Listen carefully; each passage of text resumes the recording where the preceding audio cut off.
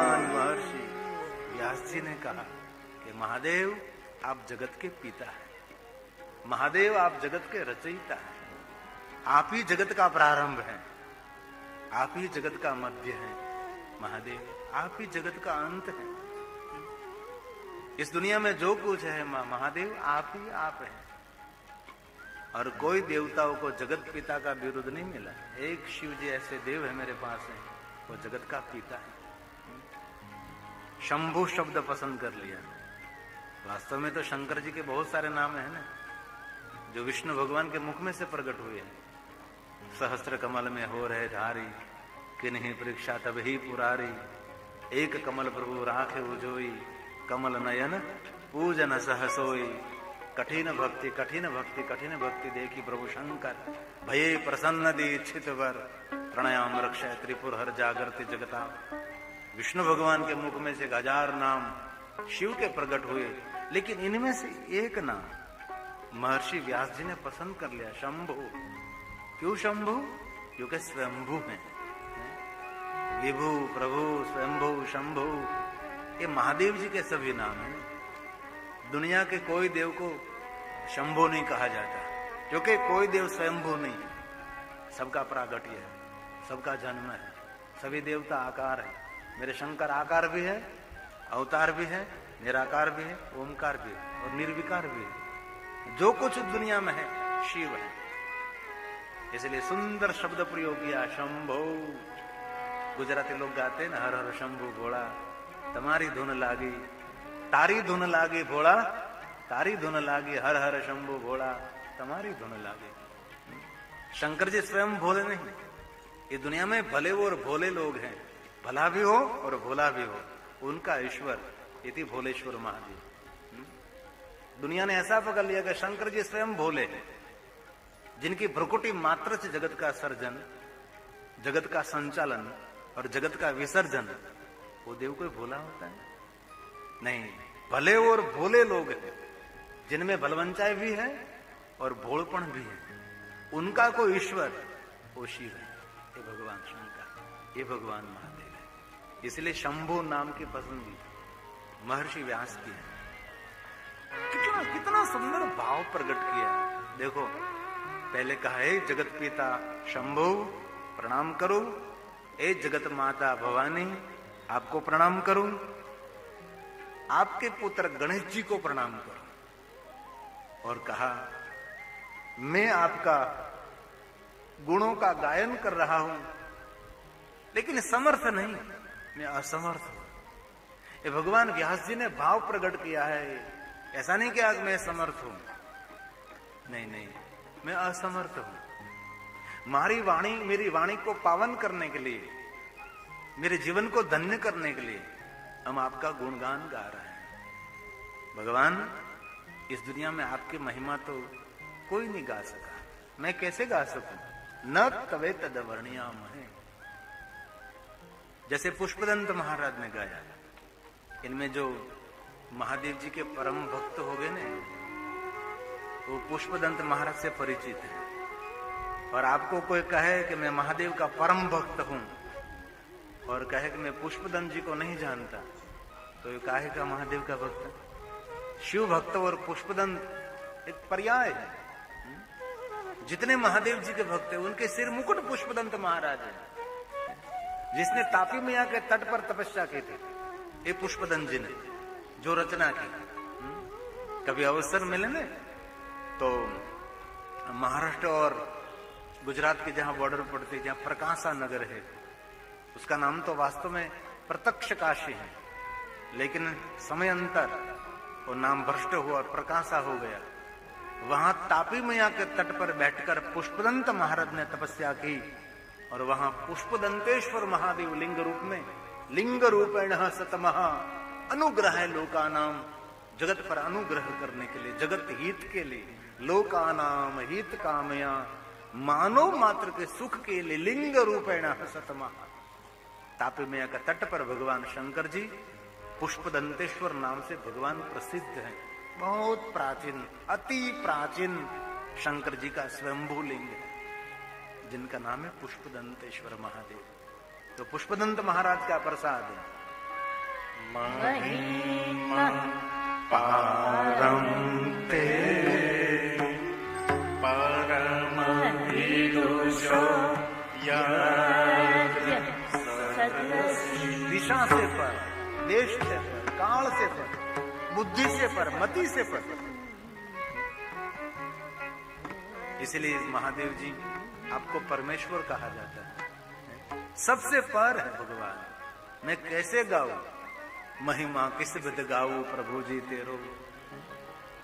इस दुनिया में को भगवान महादेव जी की महिमा पूर्ण रूप से नहीं गा सकता।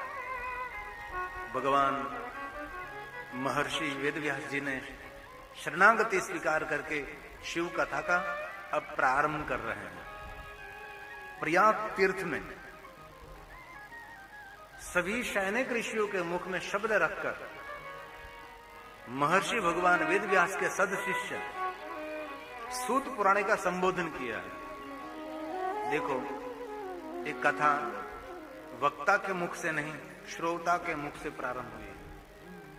सूत पुराण का संबोधन किया और सूत पुराण को शिव कथा कहने के लिए प्रेरित कर रहे हैं। आइए एक श्लोक बोलकर शिव कथा में प्रवेश करेंगे हम। सूत सूत महाभाग, जो शब्द निकल आया महाभाग, हे सूत महाभाग। सभी श्रोता सैनिक ऋषि सूत पुराण का संबोधन करके महाभाग्यवान कह रहे हैं। इसलिए जो महादेव की कथा सुनते हैं और कहते ये सभी भाग्यवान नहीं, वो सब महाभाग्यवान है। प्रयाग तीर्थ में श्लोक गाया गया, सूत सूत महाभागं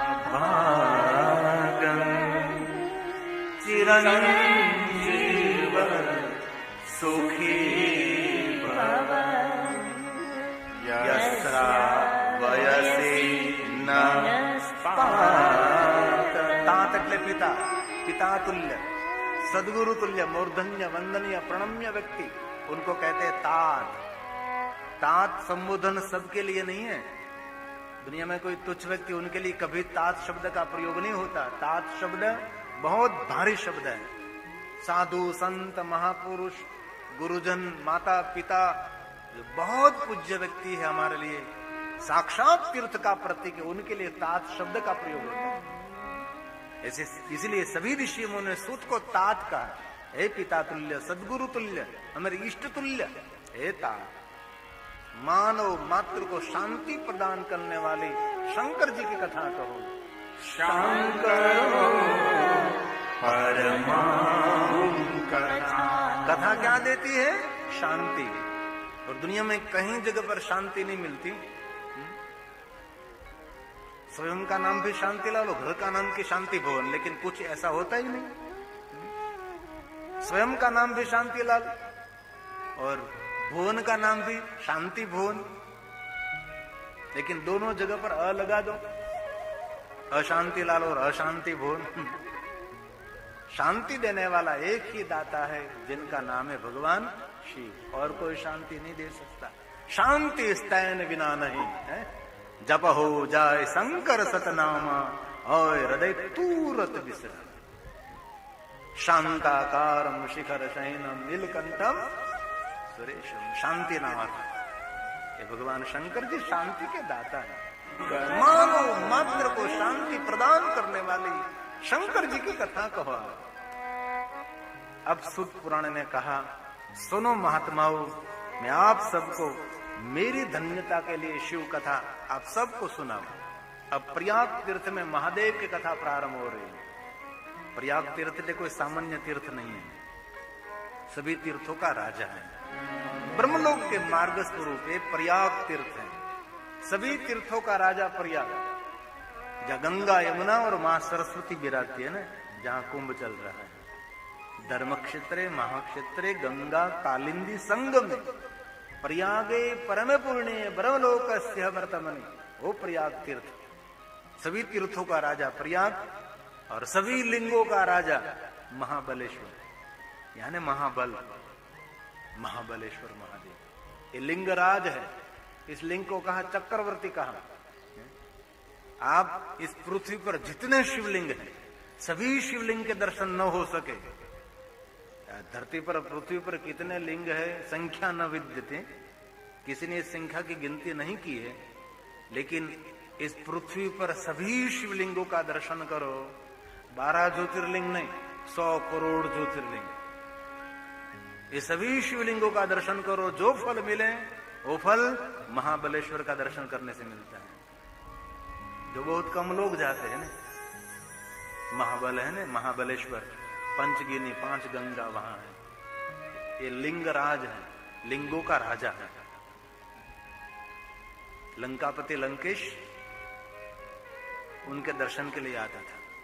विशेष प्रकार की कोई पूजा करनी थी शंकर जी की, तो वहां महाबलेश्वर आकर भगवान शिव की वो पूजा करता था। ये महाबलेश्वर है, लिंगों का राजा, वो भी महाराष्ट्र में है, वो भी इस धरती पर है। और जीवन में लक्ष्य क्या होना चाहिए? धन, संपत्ति, पद, पदवी, सब कुछ, परिवार नहीं। नहीं, शिव महापड़ ग्रंथ कहता है जीवन का सब कुछ कारोबार करते करते जीवन का एक ही सूक्ष्म लक्ष्य होना चाहिए, और गहराई से भरा हुआ और समझदारी से भरा हुआ एक ही लक्ष्य होना चाहिए, शिव प्राप्तिर भवे। मैं शिव तक कैसे पहुंचूं, मेरी यात्रा कैसे वहां तक पहुंचेगी, और शिव प्राप्तिर भवे, इस भुवन में मैं महादेव तक कैसे पहुंचूं, वहां तक पहुंचने के लिए क्या रास्ता मिलेगा? तो कि श्रवण प्रीति ही लालचा। भगवान की कथा सुनते सुनते सुनते मन हमारा साफ सुथरा ताजा तरंगा हो जाएगा। लेकिन कथा भी कैसी? नाच नचाने वाली नहीं, सर्व सिद्धांत निष्पन्नम। और कथा कोई मनोरंजन नहीं है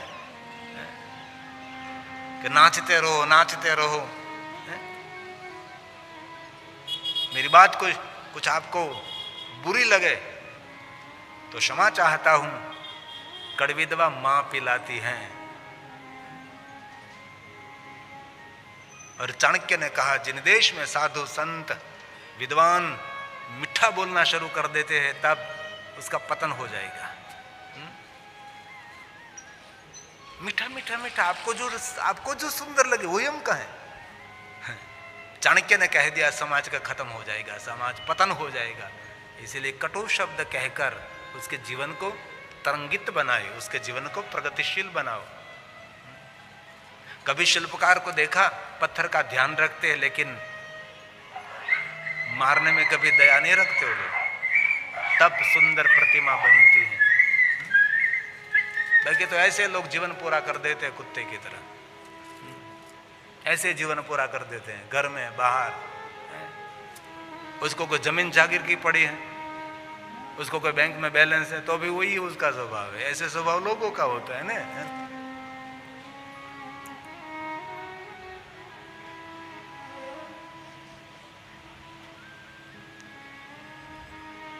इसलिए कथा मनोरंजन नहीं है, आध्यात्मिक मोटिवेशन तो है, लेकिन कथा मनोरंजन नहीं, कथा आंख का अंजन है। हमारी दृष्टि बदल देती है, हमारी जीवन शैली बदलती है, हमारी रहन सहन बदलती है, हमारी खानी पीनी बदलती है, हमारा व्यवहार बदलता है। और जीवन में कुछ बदलाव ना आवे ना तो कथा में बैठे नहीं बैठे कोई फर्क नहीं पड़ता है ना। कथा सुनकर कुछ बदलाव। कई लोग तो ऐसे बैठते हैं कथा में बैठने से पुण्य मिलता है। मैं 30 साल से बैठा हूं। कथा एक आध्यात्मिक मोटिवेशन है। आपको आध्यात्मिक क्षेत्र में कैसे आगे बढ़ सकते हैं? बहुत कुछ तो आप जरूर अनुसरण करोगे, लेकिन 5 नियम आज से शुरू करो। पहला नियम, जो तंदुरुस्त और आरोग्य से जीवन को भरना है, ताजा तरोजा जीवन बनाना है। और चेहरा ब्यूटी पार्लर में नहीं गई तो भी चमकता चेहरा, कुछ भी पोता पोती नहीं की तो भी चमकता हुआ चेहरा।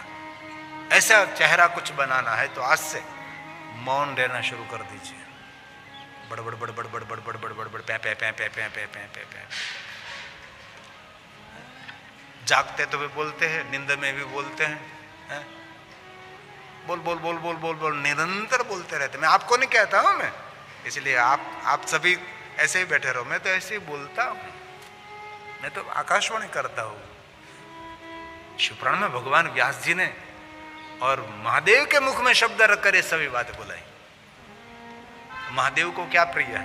गांजा धतूरा, भांग, सुंदर सुंदर पुष्प हैं, बड़े बड़े अभिषेक।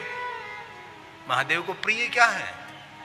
शंकर भगवान ने भवानी को कहा कि भवानी मुझे मौन बहुत प्रिय है। शिव जी को प्रिय बनना है तो आज से मौन। 10 शब्दों में काम पूरा हो गया, 11वां शब्द का प्रयोग नहीं करना है। 5 शब्दों से एक बात पूर्ण हो गई, 6ठा शब्द नहीं बोलना है। पहला नियम है आध्यात्मिक क्षेत्र में आगे बढ़ने के लिए। ये शंकर भगवान ने बहुत कुछ भवानी को बताया। ये उसके प्रधान वक्ता कौन है? अत्र वक्ता महादेव हो। शिवपुराण ग्रंथ के प्रथम वक्ता कौन है? महादेव जी हैं। और प्रथम श्रोता कौन? माता भवानी है। लगे कहन हरि कथा रसाला, शिव जी रस तरबत कथा कहते हैं। उमा कहो अनुभव अपना सत हरि भजन, ये सब शिव जी का प्रसाद है, महादेव का प्रसाद है, शिव जी ने दिया हुआ प्रसाद है। इसलिए महादेव ने बताया कि मौन मुझे बहुत प्रिय है। थोड़े दिन तो प्रयोग करिए। मैं 7 दिन यहां हूं, जो कि आप तो मौन रहते हो, मुझे पता नहीं, मुझे मिला नहीं हूं मैं, लेकिन शुरू करिए। कुछ बदलाव स्वभाव में, रहन सहन में कुछ अच्छा लगेगा आपको।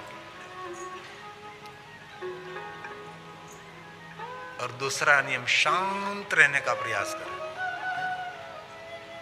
बाहर से और भीतर से। एक दिन में कुछ नहीं होने वाला है।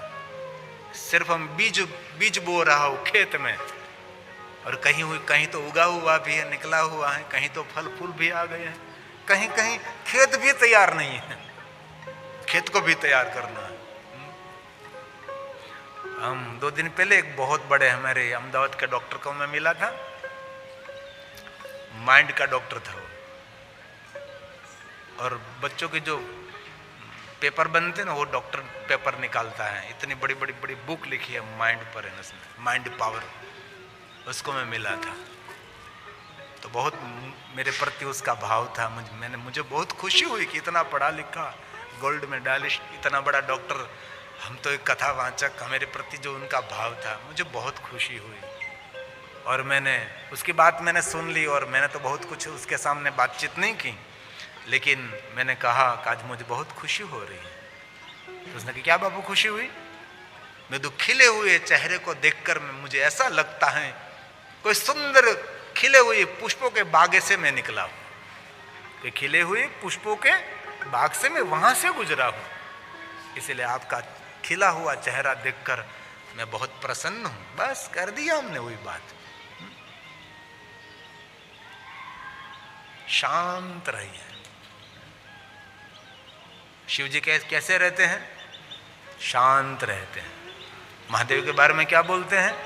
शांताकारम शिखर शयनम, शांत रहने वाला देव। अभी नहीं, शांत रहने वाला देव। और शांति को किसको जरूर नहीं, सबको जरूर है ना। तीसरा नियम, मिठी वाणी बोलिए दुनिया को जीतने के लिए, मिठे शब्द। 3 नियम। चौथा नियम, किसी की गंदी बात करनी नहीं है और किसी की गंदी बात सुननी भी नहीं है। 5वां नियम, शुद्ध शाकाहारी, पवित्र भोजन। भोजन कैसा? भोजन पर तुलसी पत्र होना चाहिए, ऐसा पवित्र भोजन करें। और निर्व्यसनी रहिए, कोई व्यसन नहीं। कई लोगों तक चाय पीने बिना तो कुछ दिखता ही नहीं। कोई कहते कोई तंबाकू गुड़ का खाने बिना का कुछ दिखता ही नहीं, बाद में शुरू होता है काम। नहीं नहीं, ये तो गुलाम है लोग। संतों महात्माओं शरीर को रक्षा करने के लिए कम भोजन, अल्प आहार करते हैं, थोड़ा सा भोजन करते, क्यों? शरीर को चलाने के लिए। कम भोजन में अपना शरीर आरोग्य से भर देते हैं।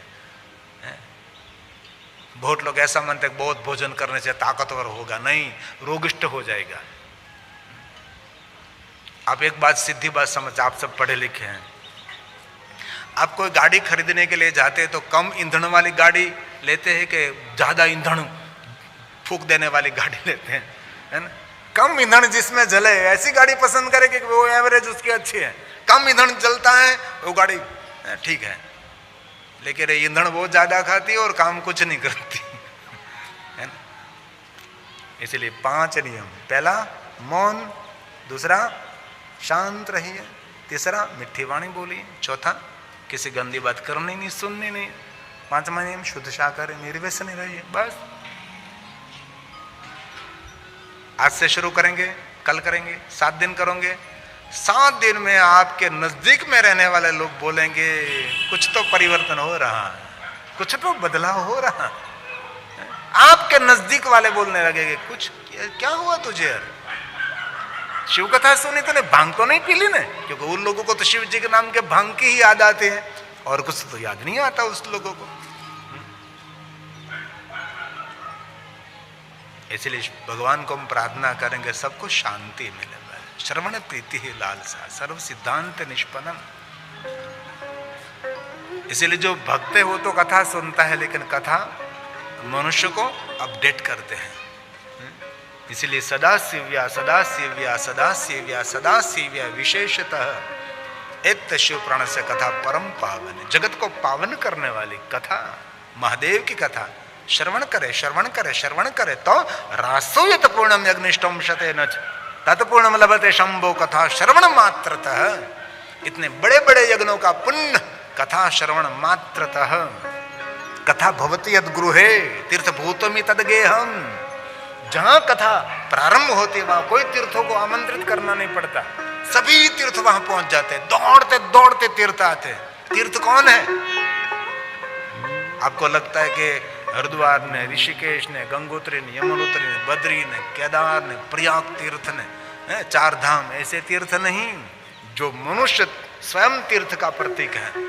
ऐसे तीर्थ जैसे लोग कथा में दौड़ते दौड़ते आते, उसको निमंत्रण की कोई आवश्यकता नहीं, पत्रिका की कोई जरूर नहीं, उसको फोन करने की कोई जरूर नहीं, कथा का आयोजन किया जरा आ जाना, नहीं ना, ऐसा कुछ भी नहीं है।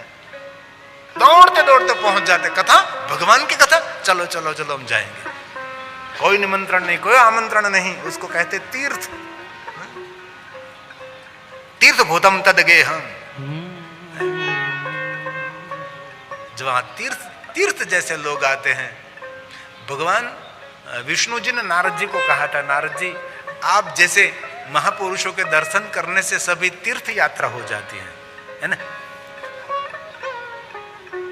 विष्णु भगवान ने नारद को बताया था, क्योंकि नारद जी विष्णु भगवान को मिलने के लिए आए थे, तो विष्णु भगवान ने नारद जी का बहुत आदर सम्मान किया, प्रणाम किया नारद जी को, क्योंकि नारद को सामान्य तो है नहीं, नारदो मुनि सतमः, मुनियों में श्रेष्ठ नारद है।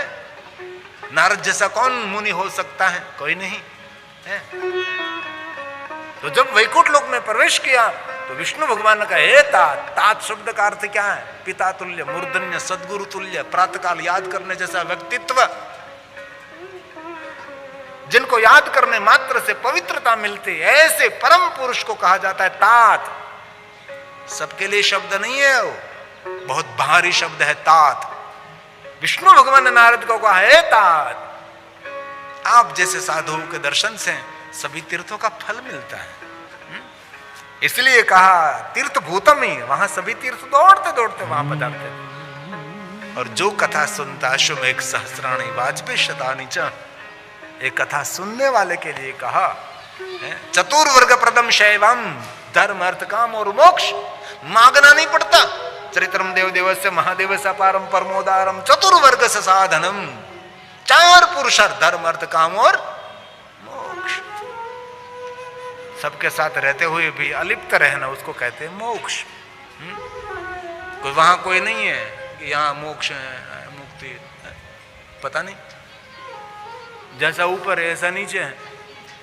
ऐसा आजू बाजू है, वहां तो कुछ भी नहीं, सभी तरफ आकाश आकाश आकाश दिखाई देता है चारों तरफ से, है ना। अभी यहाँ दिन है तो कहीं रात होगी, कहीं रात रहता है दिन होता है, क्या फर्क पड़ता है, पृथ्वी गोल गोल गोल गोल घूमती रहती है।